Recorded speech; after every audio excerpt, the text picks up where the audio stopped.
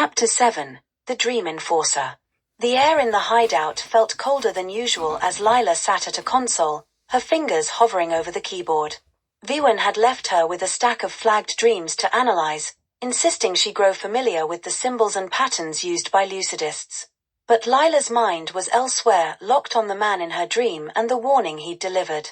She glanced over her shoulder at the others working quietly.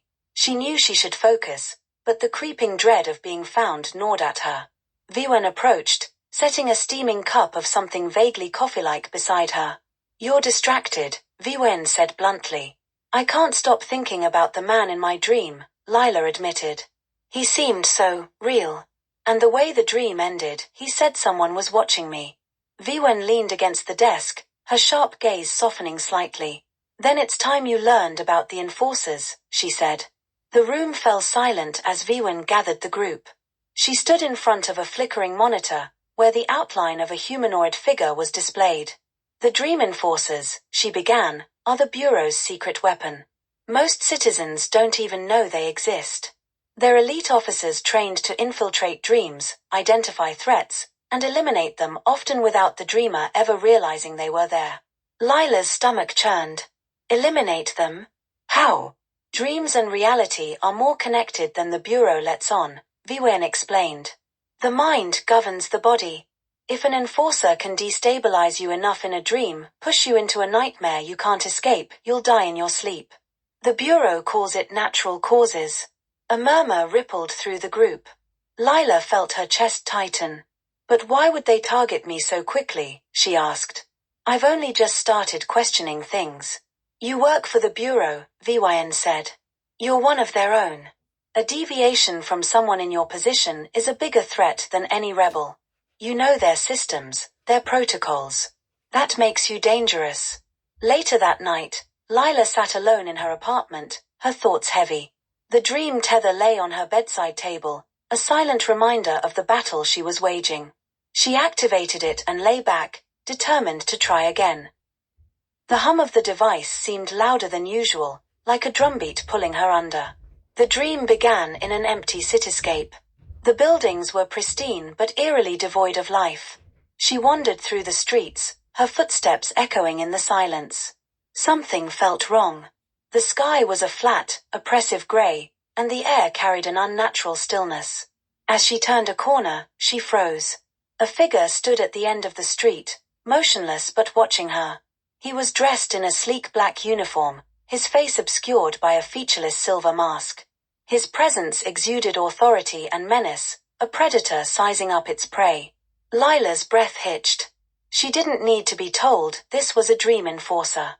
The enforcer began to walk toward her, each step deliberate and unhurried. Lila's instincts screamed at her to run, but her feet felt rooted to the ground. "Lila Moreau," the enforcer said, his voice a low, mechanical drawl. "You've been flagged for unauthorized deviations. Submit for recalibration, and this can end peacefully." She shook her head, backing away. "I'm not going with you." The enforcer tilted his head slightly, as if amused. "You think you have a choice?" The world around her began to shift. The buildings twisted and warped, their edges curling inward like paper burning at the edges. The sky darkened, and a low, guttural growl reverberated through the air. "Control your fear," she whispered to herself, her hands curling into fists. "This is your dream. You have the power here." She closed her eyes, willing the dream to stabilize. When she opened them, the twisting buildings had stopped, and the growl had receded. The enforcer stood before her, his head cocked in apparent surprise. "Impressive," he said. "Few dreamers resist for long. But this isn't over." The ground beneath her feet crumbled suddenly, and she fell, tumbling into an abyss of darkness. She fought to regain control, her mind racing. Focus. Find an anchor. Her thoughts latched onto the burning bird, its image vivid in her mind. She pictured it rising from the ashes, its wings blazing against the darkness. The void around her erupted in flames, and she landed on solid ground. The enforcer was there, but his posture had shifted, no longer confident, but wary. "You're stronger than I anticipated," he said. "But strength only prolongs the inevitable." He lunged toward her, faster than she could react. His hands closed around her throat, and she felt her breath being stolen away. Panic flared, but she forced herself to focus. This was her dream, her world. She imagined the enforcer's grip loosening, his form dissolving into mist. The pressure on her throat vanished, and when she opened her eyes, he was gone. The world around her shimmered, then collapsed entirely. Lila awoke with a gasp, her heart pounding and sweat soaking her sheets. The dream tether lay silent beside her, its faint hum now gone. Her body ached as if she had truly fought the enforcer. She sat up, trembling, and reached for her communicator. "I need to see Viwen," she whispered to herself. The hideout was quiet when she arrived, her steps unsteady. Viwen looked up from her station, her sharp gaze immediately locking on Lila. "What happened?" Viwen asked. "I faced an enforcer," Lila said, her voice barely audible. The room fell silent as Viwen's expression darkened. I fought him off," Lila said. "But he'll be back." "I know he will." Viwen nodded, her jaw tightening. "Then you'll need more than just training. If they've sent an enforcer after you, you've officially become a target.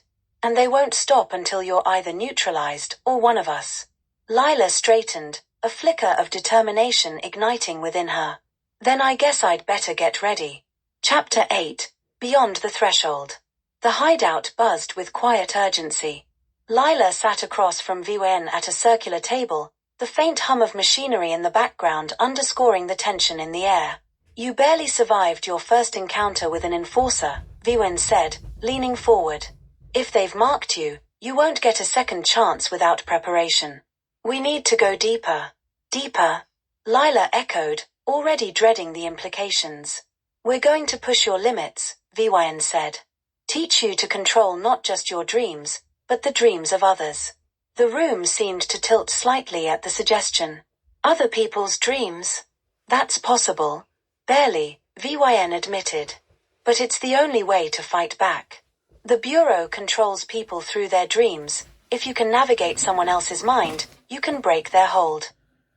The training began in the largest chamber of the hideout, a dimly lit room lined with worn mats and surrounded by strange machinery. Viwen adjusted a series of monitors while another lucidist named Priya, a quiet woman with dark, intense eyes, connected electrodes to Lila's temples. "This machine will link your dreamscape to another's," Priya explained. "It's experimental, but we've used it successfully a handful of times. It'll feel like you're stepping into a shared space, a space they control as much as you do." "And if I mess up?" Lila asked. "Then you risk losing yourself in their mind," Priya said without sugarcoating it. "You need to remember who you are at all times. Your thoughts, your memories, they're your anchor." Lila lay back as Priya activated the machine. A deep vibration filled her ears, and her vision blurred until the room faded entirely. When the world came into focus again, she found herself standing in a lush forest. The air smelled of pine and damp earth, the sunlight streaming through the canopy above. It felt real, but she knew it wasn't. "Whose dream is this?" she called out, her voice echoing through the trees. "It's mine," a voice replied, calm but distant. Lila turned to see Priya standing a few feet away, her form slightly translucent, like a mirage. "This is a safe simulation," Priya explained. "Your task is simple: take control of the dream." At first, the forest resisted her efforts. The trees loomed taller, their shadows lengthening, as if to block her out. Lila focused, imagining the dense underbrush thinning and the path ahead clearing. Slowly, the world responded to her will. "Good," Priya said. "But control isn't just about shaping the dream. It's about understanding the dreamer. Everything here is a reflection of me, my fears, my memories, my desires. If you can learn to see the connections, you'll gain real power." Lila nodded, scanning her surroundings more carefully. A clearing ahead caught her attention, its center dominated by a towering oak tree. Beneath its branches sat a small, worn diary, its pages fluttering in an unseen breeze. "What's this?" Lila asked, approaching the object. "A memory," Priya said, her voice growing quieter. As Lila reached for the diary, the forest began to change. The trees darkened, their branches twisting into menacing shapes. The ground trembled, and a low growl echoed through the air. "What's happening?" Lila demanded. "You've triggered something," Priya said, her form flickering. "This is what happens when you enter someone else's dream without their permission. It fights back." The growl grew louder, and from the shadows emerged a monstrous figure, a creature with glowing red eyes and jagged teeth. Lila's breath caught as it charged toward her, the ground quaking beneath its steps. "Stay calm," Priya's voice echoed. "You're in control of yourself. Use the dream against it." Lila forced herself to focus, imagining a barrier of light between her and the creature. The shield appeared just as the beast lunged, slamming into it with a deafening roar. The impact rattled her, but the barrier held. Lila concentrated harder, willing the creature to dissolve. Slowly, its form began to waver, then collapse into a cloud of ash. The forest calmed, the trees returning to their natural state. Lila opened her eyes to find herself back in the hideout, her body drenched in sweat. Priya stood over her, her expression a mixture of relief and approval. "You did well," Priya said. "Not many people can overcome their first shared dream." Lila sat up, her head spinning. That wasn't just a dream. It felt alive. "It always does," Viwen said, stepping forward. "Dreams are more than subconscious constructs. They're reflections of the soul. And when you step into someone else's dream, you're stepping into their most vulnerable space." That night, Lila couldn't shake the experience. The power she had felt, the ability to shape a world, to confront its dangers, was both exhilarating and terrifying. But what haunted her most was the realization that the Bureau's enforcers could do the same. "They're not just policing dreams," she whispered to herself. "They're invading them. Controlling them. Turning people against themselves." Her resolve hardened. If she was going to fight back, she needed to master every aspect of lucid dreaming, even if it meant risking her own mind. Chapter 9. Into the Lion's Den. The hideout was unusually quiet as Viwen led Lila into a dimly lit chamber filled with humming equipment. A large monitor displayed a sprawling map of the city, crisscrossed with glowing lines and pulsing nodes. "This," Viwen said, pointing to one of the brighter nodes, "is your target." Lila studied the screen, her heart pounding. The node hovered over a sprawling complex, the Bureau's central hub for dream manipulation. "You want me to infiltrate the Bureau's dreams?" Lila asked, her voice laced with disbelief. Vyn nodded. "Not the entire Bureau, just one operative. His name is Merrick Henslow, a mid-level architect responsible for designing dreamscapes for citizen compliance. If we can access his dream, we can gather intel on their future directives." Lila's stomach churned at the thought. This wasn't training anymore. This was real, and the stakes were higher than ever. The preparation was intense. Priya worked tirelessly to calibrate the equipment, ensuring the neural link would be stable. Vyn ran through countless scenarios with Lila, each more harrowing than the last. "You're not just entering his dream," Vyn said. "You're entering his mind, his secrets, his fears, his lies. He'll fight back, even if he doesn't realize it. And if he senses you're there, the Bureau might, too." "How do I avoid detection?" Lila asked. "Blend in," Vyn replied. "Dreams often follow familiar patterns. Observe, adapt, and only act when necessary. If you disrupt the dream too much, you'll risk exposing yourself." When the time came, Lila lay on a padded table, electrodes attached to her temples. The room buzzed with tension as Priya activated the neural link. "Remember," Vyn said, leaning over her. "This isn't just about survival. We need the information. Stay focused." Lila nodded, her hands trembling slightly as the machine powered up. A deep vibration resonated through her body, pulling her under. The dream began in a sterile office, its walls lined with bookshelves and holographic displays. Lila stood at the edge of the room, her presence unnoticed. Merrick Henslow sat at a desk in the center, his fingers tapping rapidly on a virtual keyboard. He was an older man with a sharp, calculating expression. Lila's heart raced. This was it, her first real infiltration. She took a deep breath, reminding herself to stay calm. She scanned the room, searching for clues. A holographic projection floated above Merrick's desk, displaying a series of schematics. The images were blurry, but she could make out fragments of text. Directive 27B, Compliance Reinforcement.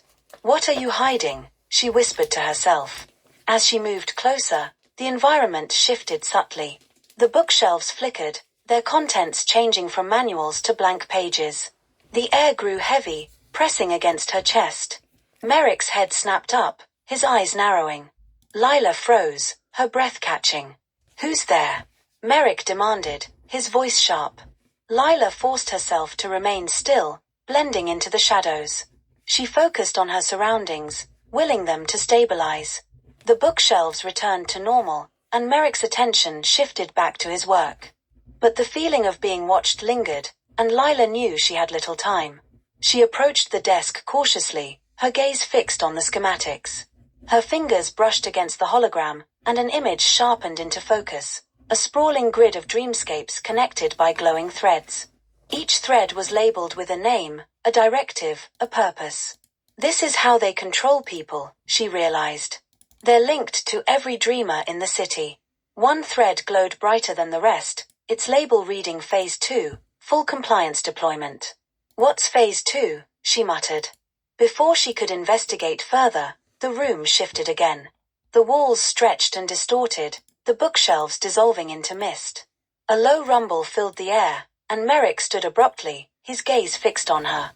"You don't belong here," he said, his voice cold and accusing. The dream collapsed into chaos. The floor cracked beneath her feet, and Merrick's form began to shift, his body twisting into a monstrous silhouette. His eyes glowed with an unnatural light, and his voice boomed through the void. "Who are you?" he demanded. Lila turned and ran, the ground crumbling behind her.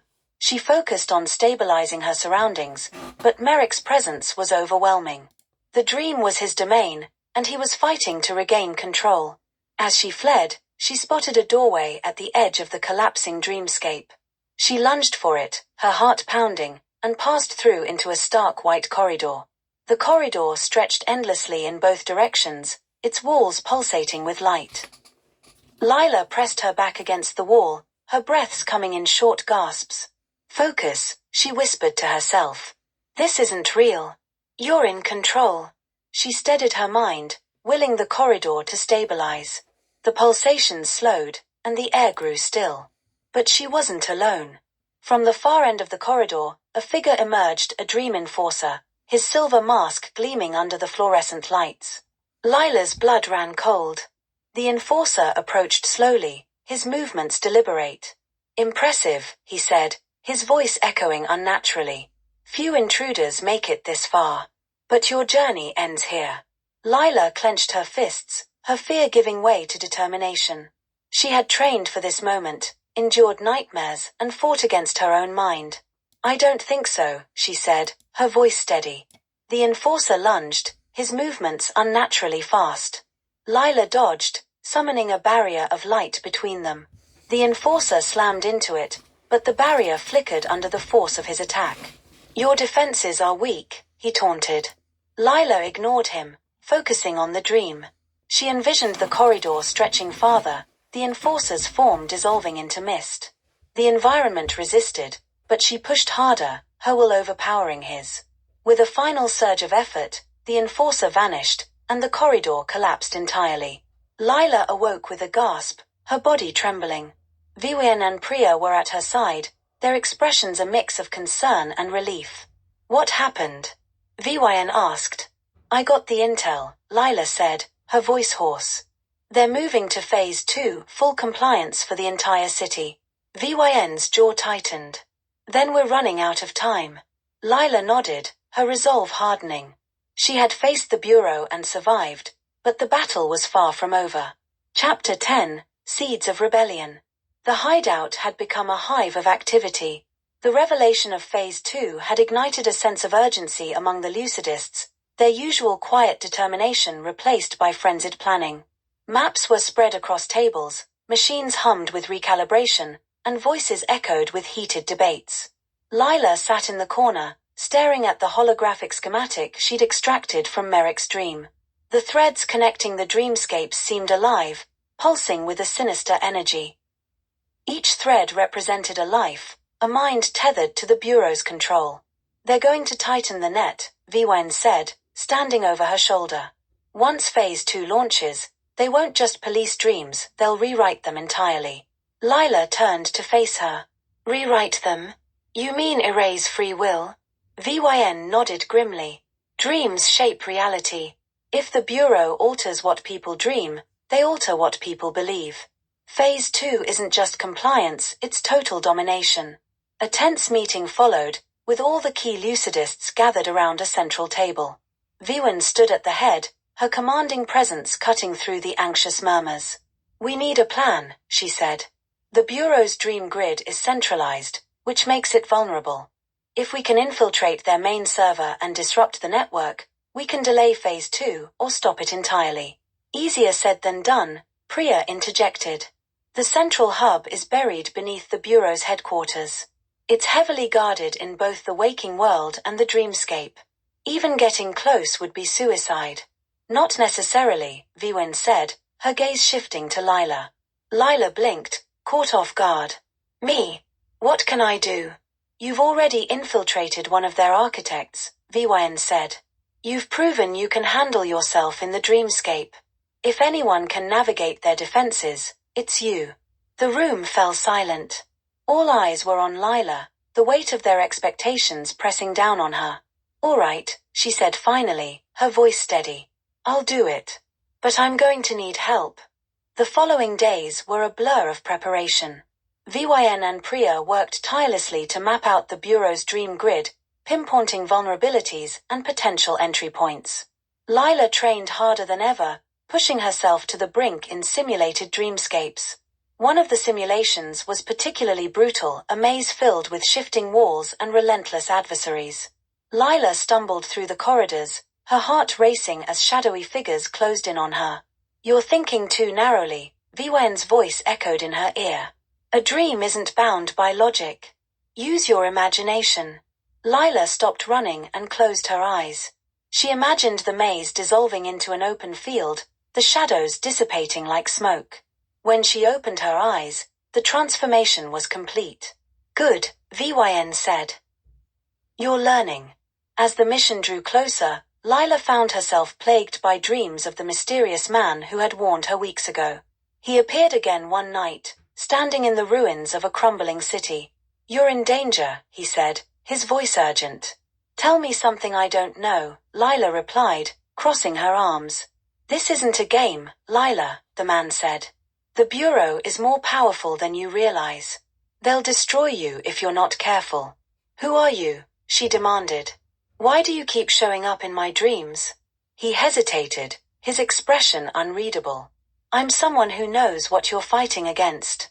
And someone who knows what you're capable of. Before she could press him further, the dream began to collapse, the man fading into the shadows. The night before the mission, Lila sat alone in the hideout, staring at the dream tether in her hands. Her thoughts were a whirlwind of fear and determination. You ready for this? Priya's voice broke the silence. Lila looked up to see her standing in the doorway, a faint smile on her lips. I don't know, Lila admitted. But I have to try. Priya nodded, her expression softening. You're braver than you think. Just remember, you're not alone in this. We're all with you. The plan was set.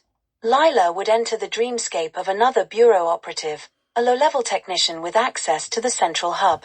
From there, she would navigate the network and plant a disruptive code designed by Priya. As she lay on the table, the electrodes attached to her temples, she felt a surge of adrenaline.